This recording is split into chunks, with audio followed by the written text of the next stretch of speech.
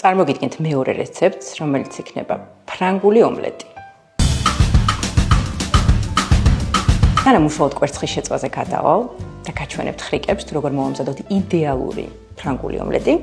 პირველ რიგში მოვამზადებ გარნირს ომლეტისთვის და ეს იქნება რუკოლას სალატი. დავიწყოთ.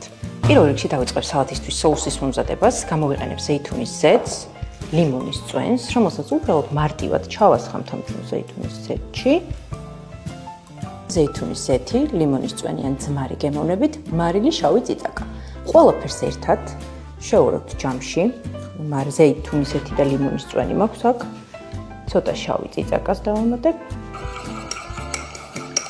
ჯამში მოვათავსებ რუკოლას, რომელსაც ხელით უბრალოდ დაჭრა არ ჭირდება, უბრალოდ ოდნავ გავაცალკევებ და დავასხამ ჩვენ соуს.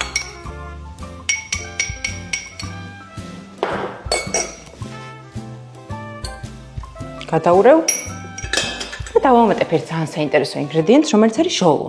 ჟოლო მისცემს სიმჟავეს და ძალიან საინტერესო გემოს.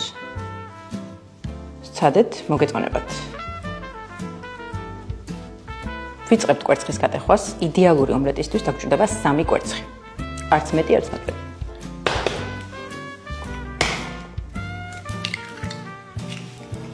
შემდეგ კვერცხი უნდა ავთქვიფოთ.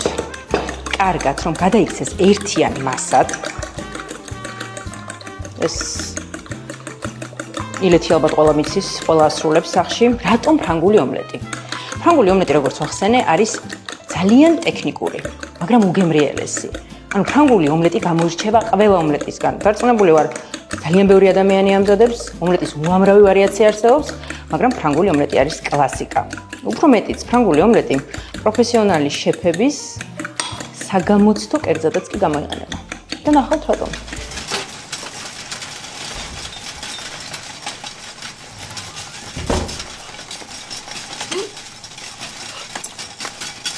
ტაფა უნდა გახურდეს. ტაფა უნდა იყოს მიკრის საწინააღმდეგო ზედაპირით, ანუ არ უნდა მიიკრას, რადგანაც როგორც გითხარით, ფრანგულ ომლეტს გამოარჩევს ის, რომ ზედაპირს ფაქტიურად არ ეტყობა ის, რომ ის ტაფაზე იყო. ანუ ეს არის სწორედ ამ ტექნიკის სირთულე. და ის, რომ ასევე კვერცხი შიგნით უნდა იყოს რბილი.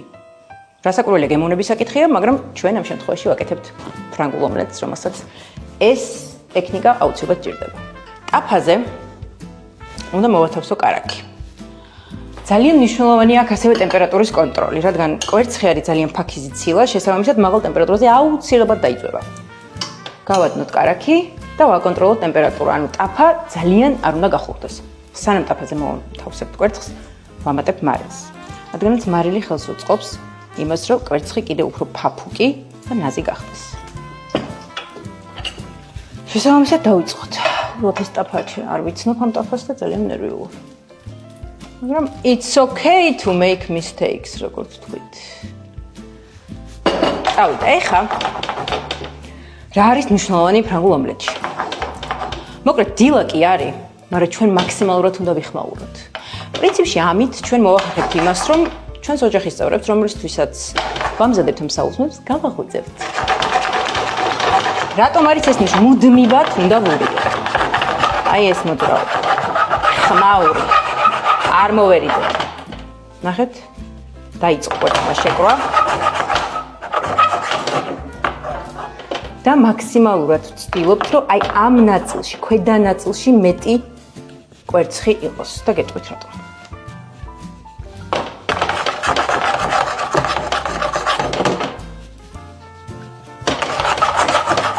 ნუ გაიღვიძა ხელმა ოჯახმა, გაიღვიძეს მეზობლებმაც, მაგრამ რას ვიზამთ?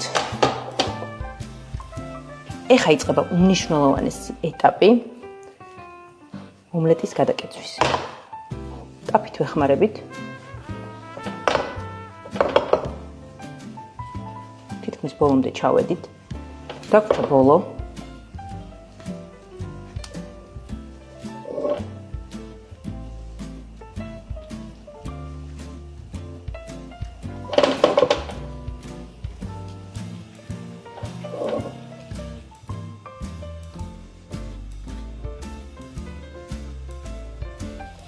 ყველაფერი მიდის კარგად.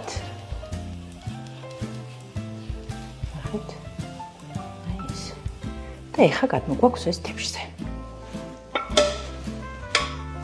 ვალა. კვერცხი, რომელიც თითქოს ტაფაზე საერთოდ არ ყოფილა. აი ეს არის მთავარი მიზანი, რომელსაც უნდა მივახციოთ ფრანგული ომლეტის მომზადებისას. საბოლოო შტრიხებს შევიტან. დავასერვირებ. დავაყრი შავ წიწაკას. წვანე ხავხს, რომელიც ძალიან უხდება. ცინცხალ გემოსაძლევს. და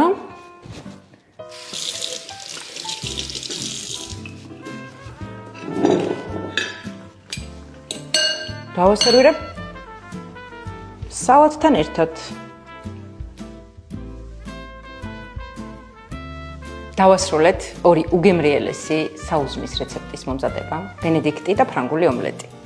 სცადეთ სახში, აუცილებლად გამოგივათ. უფრო მეტი საინტერესო რეცეპტების სანახავად, გთხოვთ გამოიწეროთ ჩემი არხი. რადგანაც ეს ჩემთვის ძალიან დიდი мотиваცია იქნება და მადლობას გიხდით წინასწარ ამისთვის.